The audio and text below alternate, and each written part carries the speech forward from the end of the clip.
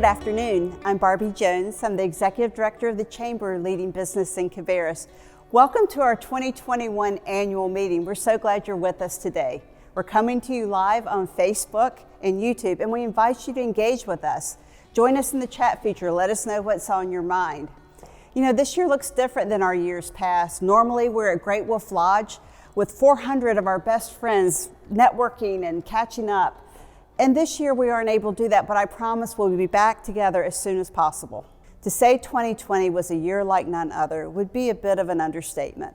All of us were presented with challenges that we previously never would have imagined. And as difficult as the year was, I really believe it made us all stronger and better for it. I don't think we'll ever take being open for business for granted again.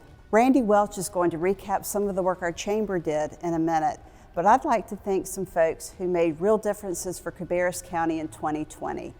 The beginning of COVID was a blur of 180-degree turns and alphabet soup of PPE, PPP, and EIDL, but these folks helped in so many ways. When it became necessary to wear masks with an initial shortage of PPE, high school students from Cabarrus County Schools and Kannapolis City Schools Career Technical Education Departments used knowledge learned in school to 3D print and produce over 1,000 face shield pieces and over 4,000 ear protectors for our frontline healthcare workers. To those students and teachers, thank you. Our first responder friends from Cabarrus County, Concord, Kannapolis, and Harrisburg, who daily face difficult challenges of their own, held a socially distanced salute, a pep rally, for the team at Atrium Health Cabarrus, recognizing the nearly impossible efforts each of these workers continually do, taking care of our community members sick with COVID. To our first responders, frontline workers, healthcare workers, thank you.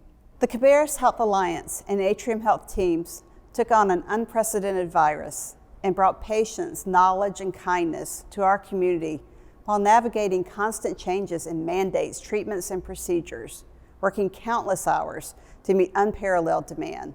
They reached into our marginalized communities to make sure everyone had access to testing and treatment. As we look forward, we see an end in sight thanks to the vaccines you are working so hard to get out. To all of you, thank you. And we must recognize Charlotte Motor Speedway. They were the first to figure out how to get us back to a semblance of normalcy in many ways. They literally wrote the book on reopening NASCAR races so teams could compete and fans could enjoy the checkered flags again. For those who missed in-person music, they opened their venue to drive-in concerts, bringing live music back. Our area high school seniors literally took a victory lap for their graduations, a celebration like no other senior class had experienced before. The Speedway raised their hands first when offering their facilities for COVID testing and vaccinations. To the Charlotte Motor Speedway team, thank you. And to our partners at the Cabarrus Economic Development Corporation, who continued to bring new jobs and new innovation through the Cabarrus Center, and Cabarrus County Convention and Visitors Bureau, who continue to market our beloved community as the great place to visit and play that it is. Thank you for your hard work. And as a chamber, we think all jobs are essential. We thank each of our members who pivoted, redirected, lifted others high, and just fought so hard to keep Cabarrus County the great place it is to do business. Thank you. Today is a reflection of a challenging year and the celebration of our bright future ahead. So tell us what your 2020 was like. Let us know by chatting with us. What were some of the challenges you overcame? Today would not have been possible without the generous help of our sponsors who supported our crazy notion of doing this virtually instead of in person. Thanks to our award sponsors, Atrium Health, Duke Energy, F&M Bank, Hilbish Ford, Pinnacle Financial Partners. You'll be hearing more from them shortly. We also wish to thank our corporate sponsors, URI Bank and Ben Minot Family of Dealerships. And we want to thank the fabulous team at Market Street Studios who are making all of this possible today and continuing to help us spread our message. It's now my privilege to introduce Randy Welch with Duke Energy and the 2020 chair of the Chamber's Board of Directors.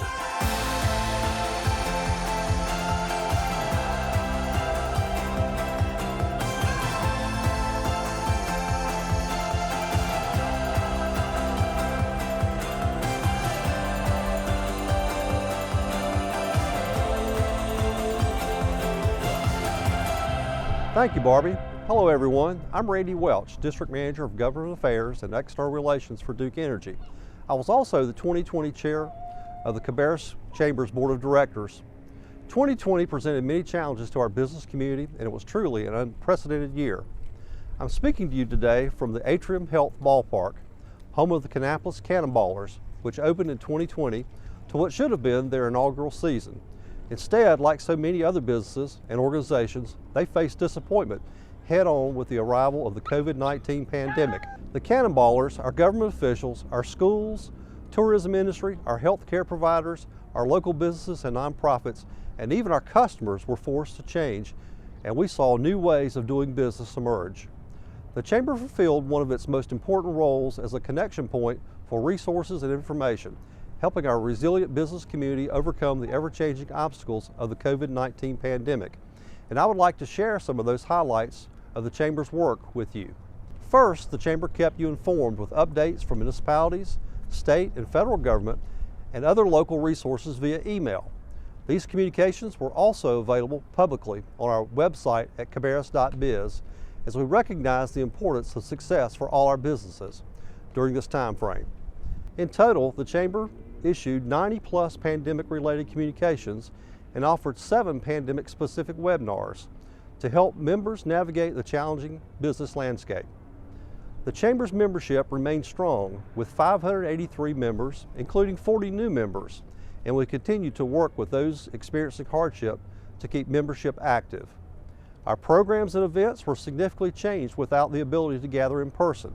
However, we adapted networking to virtual platforms and offered business education webinars, as well as our State of the Region Summit event in a virtual format. We were able to hold an outdoor, socially distanced First Responders Appreciation event in November to thank the first responders who keep our communities safe. The Leadership Cabarrus class of 2020 graduated 33 members who worked to address homelessness with a project including aid bags, a sleeping bag exchange, and a trifold resource brochure benefiting local organizations. The class of 2021 includes 28 members who are experiencing a mix of in-person and virtual programming planned by the steering committee to safely convene according to gathering restrictions. As a Chamber, we reached many of our advocacy goals for the year, and you will hear from our public policy consultant, Brian Francis, with a full update later in the program. Financially, it was a challenging year for the Chamber, like it was for many organizations. The Chamber's operating revenue comes from 2 sources: membership dues and event sponsorship with ticket sales. Due to reduced income, we pursued grant opportunities available to us, including a jobs retention grant from the state of North Carolina, funded through CARES Act dollars to supplement lost revenue. The Chamber advocated for this program, and we were fortunate to receive one of those grants. I am pleased to report that the Chamber is entering 2021 financially strong, and we could not have done that without continued support from our members and investors. As an organization, we work very closely with our local officials, and we would like to thank Cabarrus County Commissioners and leadership, as well as local mayors, city council members, city and town managers from Concord, Kannapolis, Harrisburg, Mount Pleasant, and Midland. We would also like to thank the leadership teams and school boards at Cabarrus County Schools and Kannapolis City Schools. We would also like to recognize and thank our sister organizations, the Cabarrus County Economic Development Corporation and Cabarrus County Convention and Visitors Bureau, for the work they do every day. So much of what the Chamber achieves is due to the guidance of our Board of Directors and hands-on support from our Chamber ambassadors. So please join me in thanking these members who have given their time, talents to the success of the organization. I would also like to thank the Chamber staff for the great work they did in 2020 under the direction of Barbie Jones. It was an unprecedented year, and they did an outstanding job. My last duty as chair was to pass the gavel on to Dana Ritchie, chair for 2021. Dana is Vice President at Pinnacle Financial Partners and has served on the Cabarrus Chamber's Board of Directors since 2018. It is my pleasure to introduce Dana as she leads the organization to a successful 2021.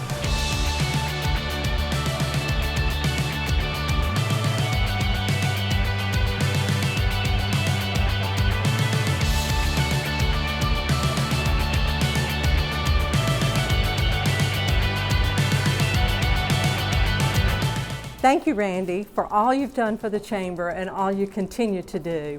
I'm Dana Ritchie, a Vice President with Pinnacle Financial Partners and your 2021 Chair of the Chamber. We want you to know how important your membership investment is to us. And while the pandemic is not over yet, the comeback of the Cabarrus community will be greater than the setback of 2020. We have many new things planned, and we are focused on the services the Chamber provides to its members. Today, I'm speaking to you from the new Cabarrus Center located in downtown Concord.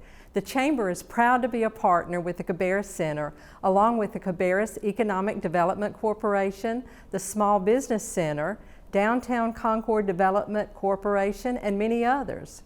This space has been created to support the creation of new business along with the growth of existing small businesses. Being a part of this step in entrepreneurship is essential to bringing new relationships and business to you.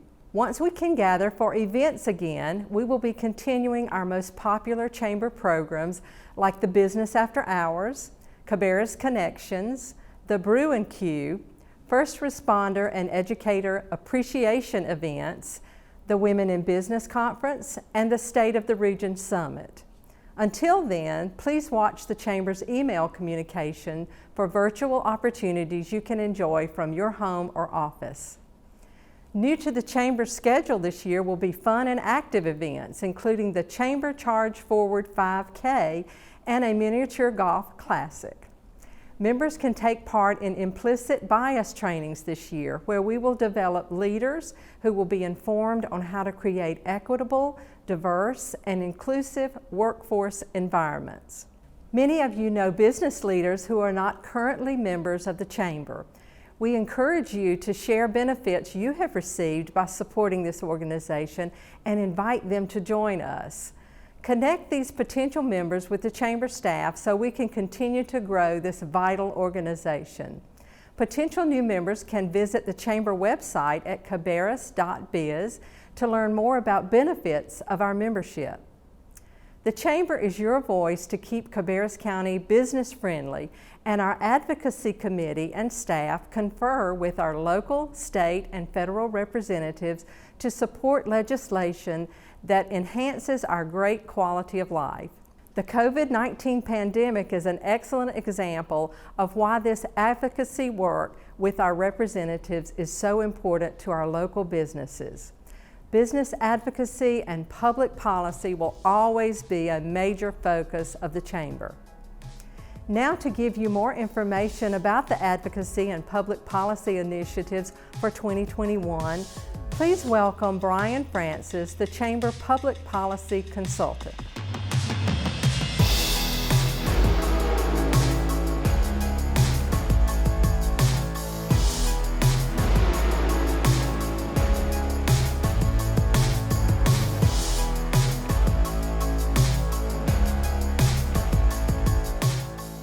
Thank you, Dana.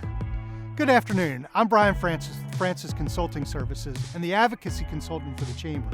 Now, stop me if you've heard this before, but 2020 was not what we thought it would be. Working with Chamber staff and volunteer leadership, we had prepared a draft legislative agenda to be approved in April. We were putting our finishing touches on it about the second week of March when the world changed. Immediately, all of our priorities were different, and we quickly pivoted to a COVID-era agenda. But during a time when so many of us and our businesses and our families were just trying to survive, our advocacy efforts thrived as we provided a voice for business to policymakers in Washington and Raleigh. At the federal level, we immediately engaged with our members of Congress to talk about assistance for businesses. We advocated for the Payroll Protection Plan, and when it became obvious that the initial appropriation was insufficient to help all the businesses that needed it, we advocated for additional funds. We shared with you details about the program as it rolled out, and we provided feedback to our congressional leaders about problems with how the SBA was implementing the program.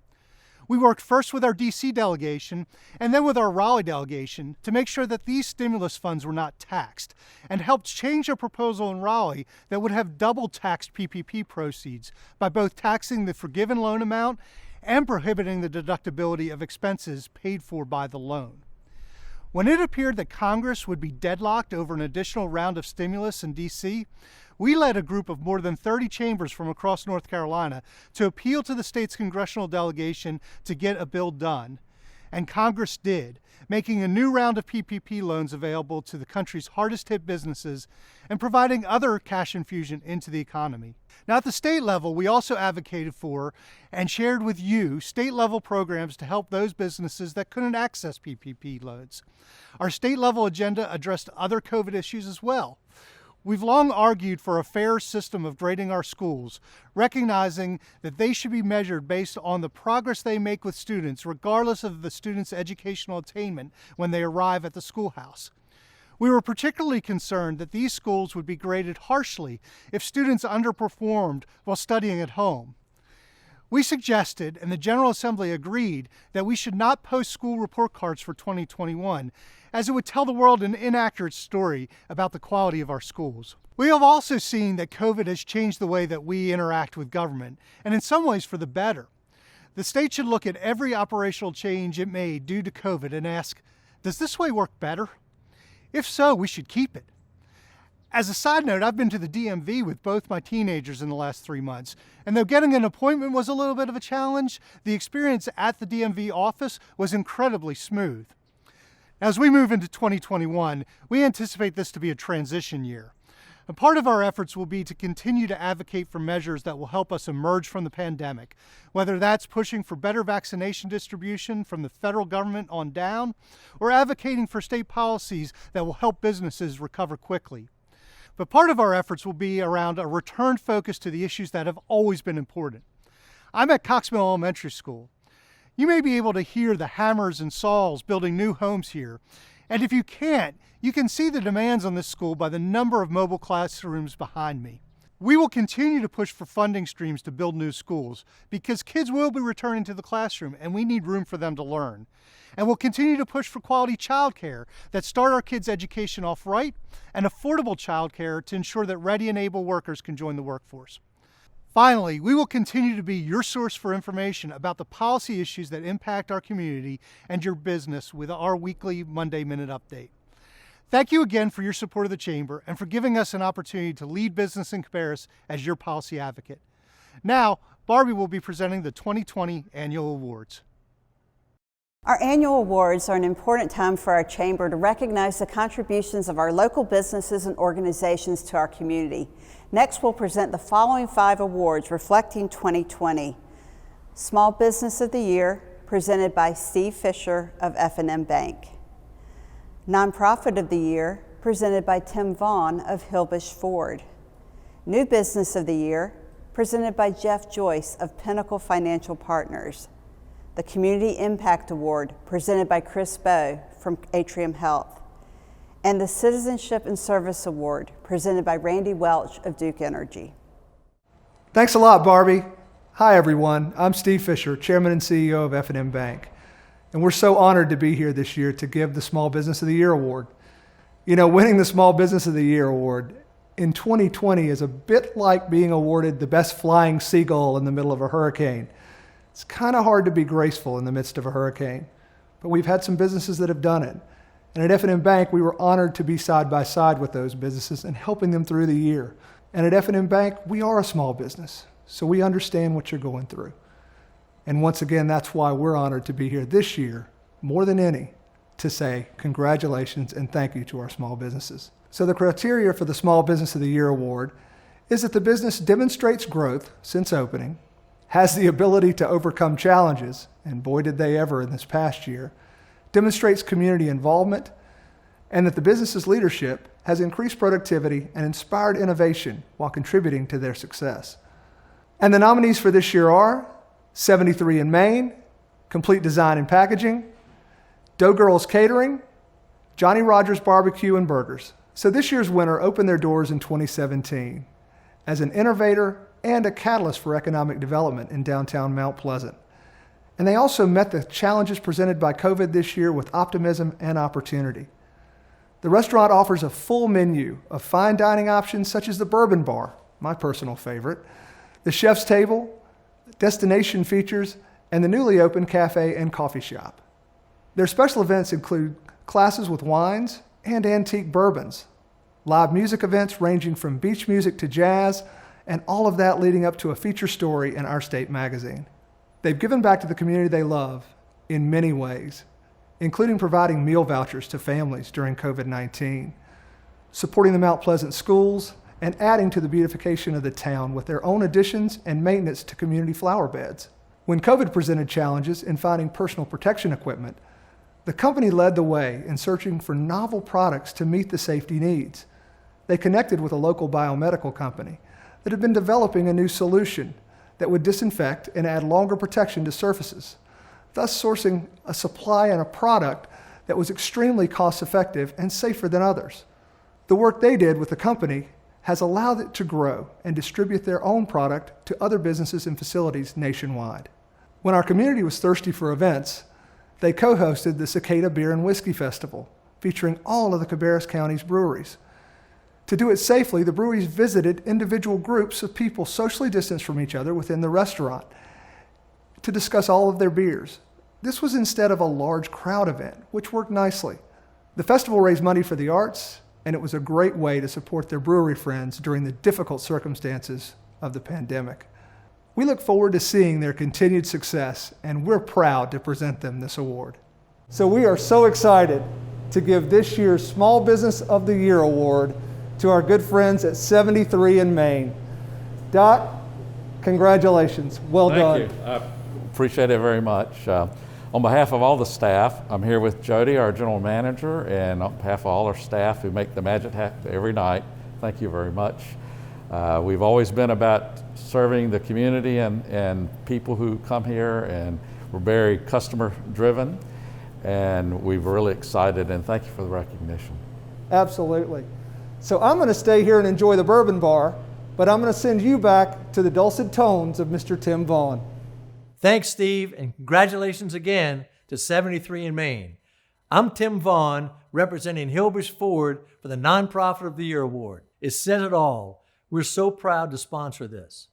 Their criteria for the Nonprofit of the Year Award is significant community impact, unique or expanded services, creative and innovative leadership. The nominees are Bethel Baptist Church, Boy Scouts of America Central North Carolina Council, the Boys and Girls Club of Cabarrus County, Cabarrus Meals on Wheels, the Cabarrus Partnership for Children, and El Fuente Hispano. This year's winner provides a safe place for children to learn and grow. Their mission is to enable all young people, especially those who need them most, to reach their full potential. Within 2 weeks of the COVID-19 shutdown last spring, they jumped into action and began serving 2,800 meals each week to families in need. The staff also began checking with families via email and telephone to offer virtual club programming to their members. The completion of their new edition meant they could serve 300 plus kids in need, 10 hours per day, 5 days a week, working hard to stem the learning losses and make sure kids did not slip through the cracks. And they've done this at no charge.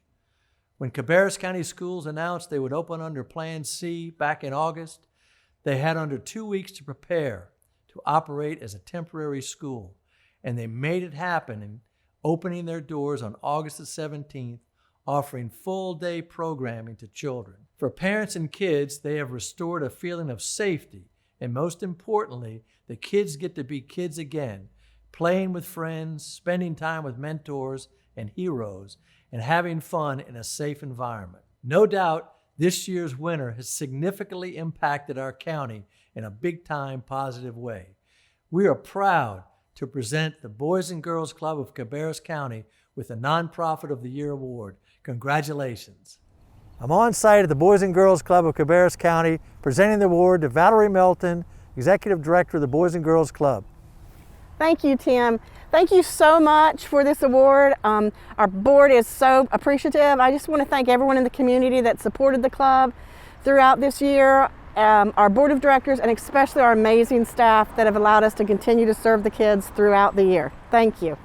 And back to the studio for Jeff Joyce. Thanks, Tim. Hi, everyone. I'm Jeff Joyce, Senior Vice President of Pinnacle Financial Partners. I hope you're all well and staying safe in this crazy environment. Pinnacle Financial Partners is a $35 billion bank holding company with offices in North Carolina, South Carolina, Virginia, Tennessee, and Georgia. And making a significant positive impact on the community is a primary part of our mission, and honoring new businesses is one way we hope to achieve this goal. New businesses bring new employment opportunities and capital, which are then traded into the broader market. Pinnacle is proud of the role it plays in this process by providing loans to assist in the starting of a business, deposit services to house and distribute capital, superior service coupled with advisory and other consultative services to assist business owners in matters ranging from solving problems to wealth maintenance. Therefore, Pinnacle is proud to sponsor the New Business of the Year Award once again. The criteria for this award include the business's ability to demonstrate growth since opening, the ability to overcome challenges, and their community involvement. The nominees are the Kannapolis Cannonballers and Old Armor Beer Company. This year's winter, like many businesses, were presented with huge challenges. Now imagine building a brand new $52 million minor league baseball stadium, and then at the last minute, due to a worldwide pandemic, you found out that you aren't even going to play baseball. Well, that's what happened to this year's winter. Like all businesses faced with changes due to COVID, our winter pivoted to immediately opening the stadium to our community to offer a venue for outside exercise at a time when many needed respite to walk their 5-acre campus. They encouraged people to join Walk Cabarrus, a county-wide initiative to collectively walk 1 billion steps, including contributing 34.8 million of those steps from their staff. Through the year, they opened their concession stands featuring weekend specials, a team store stocked with unique t-shirts and more, and the Kinetic Club to offer a myriad fine dining options and private events including weddings and birthday parties. They held blood drives, a Field of Honor event honoring veterans on Veterans Day, and in December, they hosted Trees of Hope, where organizations and families decorated Christmas trees that raised more than $9,000 for community nonprofits. With the promotional items they had planned to distribute at games, they held a swag sale, donating the funds to community initiatives. All of this, and they have yet to even play one game. We look forward to seeing the future impact of the Kannapolis Cannonballers and can't wait to watch some baseball. I'm proud to be at the Atrium Health Ballpark to present this year's New Business of the Year Award to the Kannapolis Cannonballers. Congratulations, Matt. Well done. No, thanks, Jeff. We are completely thrilled to receive this award. Would not be possible without the support of the Chamber and just the community as a whole coming out and supporting us over the past year. We're thrilled to play baseball this spring. Well done. Thank you very much, Matt, and back to you, Chris. Thank you, Jeff. Good afternoon. I'm Chris Bowe, Market President for the North Market of Atrium Health. Atrium Health is proud to be a sponsor for the Community Impact Award.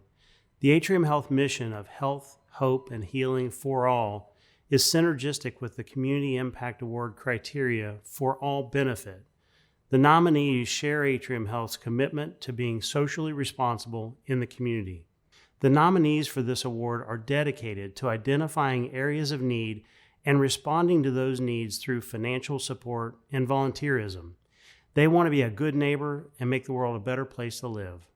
The criteria for the Community Impact Award include the length of time the company has been serving in their community, the percentage of the winner's employees involved, and their motivation for contributing to their community, the unique ways they have contributed to Cabarrus County, and the organization's overall positive impact on Cabarrus County's nonprofits and commitment to making our community a better place to live for all. The nominees are 73 and Main Restaurant, Hilbish Ford, and Uari Bank. The winner of this year's Community Impact Award has a long history of helping in Cabarrus County in many ways. Their commitment to the community is unwavering, as is their belief in putting the customer first. The combined strength of their companies allows them to offer a wide array of products and services, and their community focus enables them to provide quick decisions, flexibility, and enhanced personal attention in all the marked tasks that they serve. In 2020, their knowledge and depth as a preferred small business administration lender was beneficial as their team responded quickly to the SBA's Paycheck Protection Program requirements, allowing Main Street businesses, as well as businesses outside of their standard footprint that had not gotten help elsewhere, to access available funds and put payroll dollars into the hands of families that depend on them. By the end of 2020, they had secured funding for over 1,000 businesses for nearly $80 million in government funds, impacting over 10,000 families. This year's winner contributes more than 10% of annual profits to support more than 250 nonprofit and civic groups annually. Additionally, their annual United Way campaign consistently raises over $50,000. Because the entire team gives of their time and talents, our winner is able to impact the community in the following ways: sponsor community events, help children's teams get new uniforms, support food needs for the homeless, provide funding for free mammograms for women who cannot afford them, and help with summer camp financial assistance for children. sponsor drug awareness programs in local schools, provide mentors for at-risk youth, and partner with local chambers, such as ours, to help foster an environment for business opportunities. We think this year's winner has impacted our community in amazing ways, and we're proud to present them with this award. I am so excited to present the 2020 Community Impact Award to Uwharrie Bank. Congratulations, Pat. Thank you, Chris. This is wonderful, and on behalf of Uwharrie Bank, we thank you so much. We thank our community for this award. We're all about helping our community, giving back to our community, working in our community, and the things that we try to do at Uwharrie Bank really fit the mission of our organization. And on behalf of Atrium and on behalf of the Chamber of Commerce, we thank you for what you do as ambassadors of our community. Congratulations, Pat. Back to the studio. Thank you, Randy. Thank you to everyone at Atrium Health for your hard work combating COVID-19.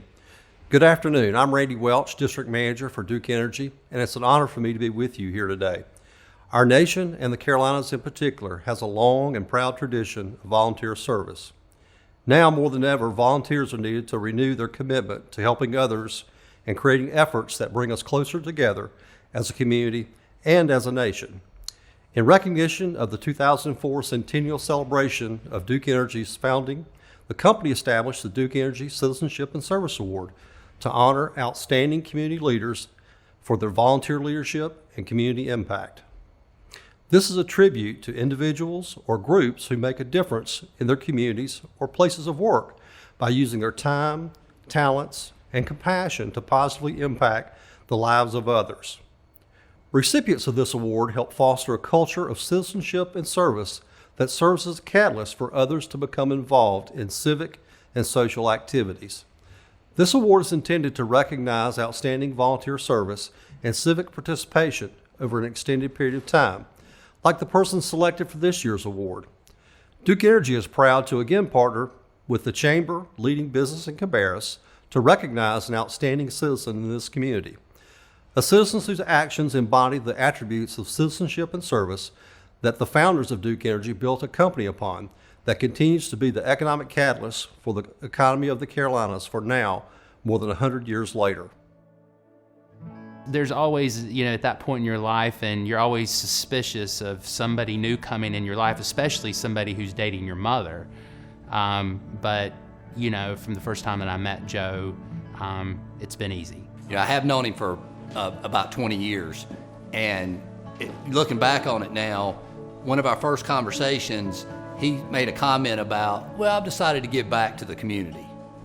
And 20 years ago, that didn't really mean much. But looking back on it now, he was serious about it. He was in the business community, but he was never afraid to wear the Boy Scout uniform. And because again, he's an Eagle Scout. And today, you'll see him as the council president of the Central NC Council, a 7-county jurisdiction, and he's not afraid to wear his uniform in public and just carry the flag of scouting. So that always stuck out to me. He was never afraid to be in public as a Boy Scout. Joe's the type that's always looking to make things better. Everything around him, the community, his home, he's just always trying to move things forward in a better way. With Joe, it's always what's best for the young people. Scout Camp, our assets, our program, it's all about our young people. And it's kind of funny, he pushes that so hard that sometimes I have to tell Joe, no, Joe, you need to be nice, because he doesn't take it too far, but he's just so passionate about it and pushes it as he should. So. Joe wasn't one just to sit back and let others do the work. He rolled up his sleeves, and that excited me and our company to do the same. And he wasn't shy about asking others to help join in the cause. I mean, he realizes that it takes a village, right, to help organizations, and I think that quality is what makes Joe so special. People say this all the time, but Joe is somebody you can always count on.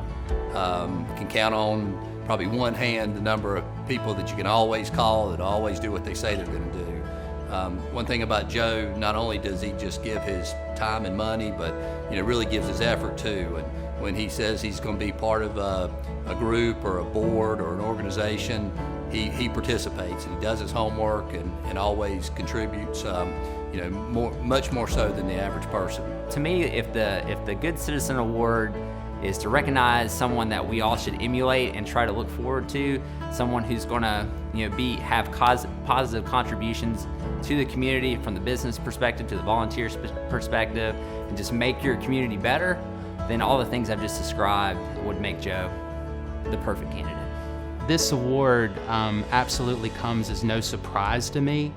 In fact, it's kind of interesting, both now he and my mother both have received the same award. So I think that's a pretty cool thing. And, I think it comes down to what they both have instilled in me and I think my brother and my entire family. He's been, worked very hard. He's done a lot for the community. And he's been very blessed because of that. And I think he's taken all of that to be able to then turn it back around and give back to the community. And I couldn't think of anybody more deserving, actually, just for that reason. This year's winner served on the Chamber Board for 8 years and was actively engaged from the first day. He joined at a time the Chamber was going through transition.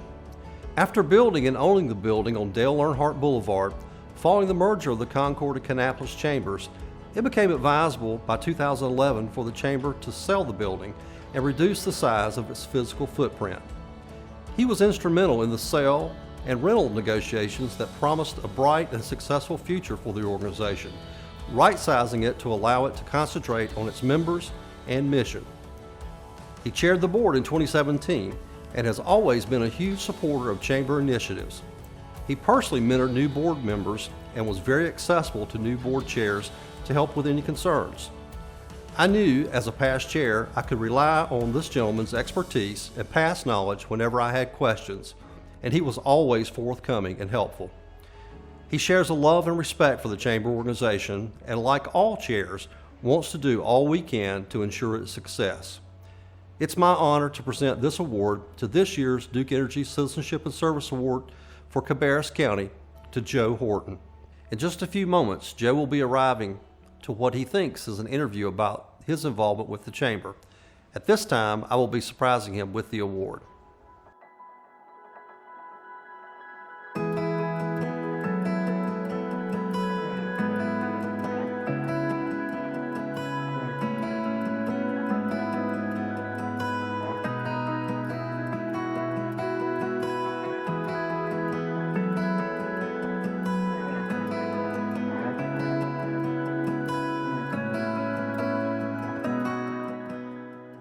Lord, I could have worn my gym shorts.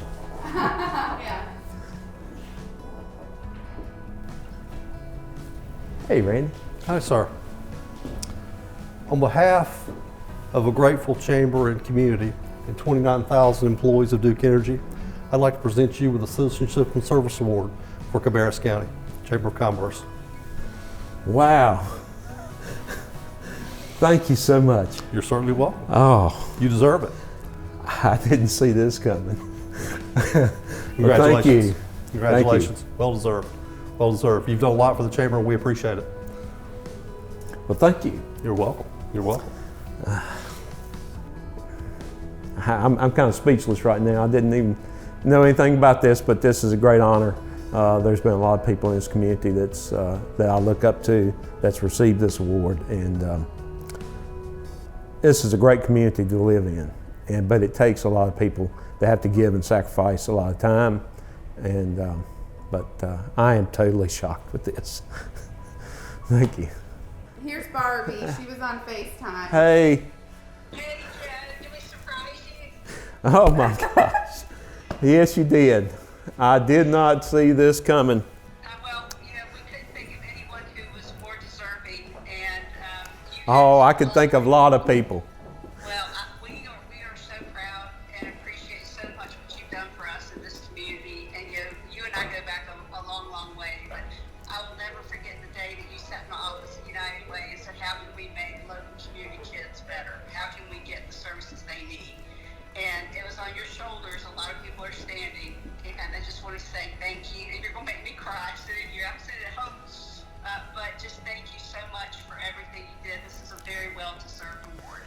Well, thank you. I did not see it coming, but thank you so much. On behalf of the Chamber, our members, our Board of Directors, we thank you for being with us today. If you're not a member, visit our website, cabarrus.biz. And we look forward to working with you. Here's to a great year.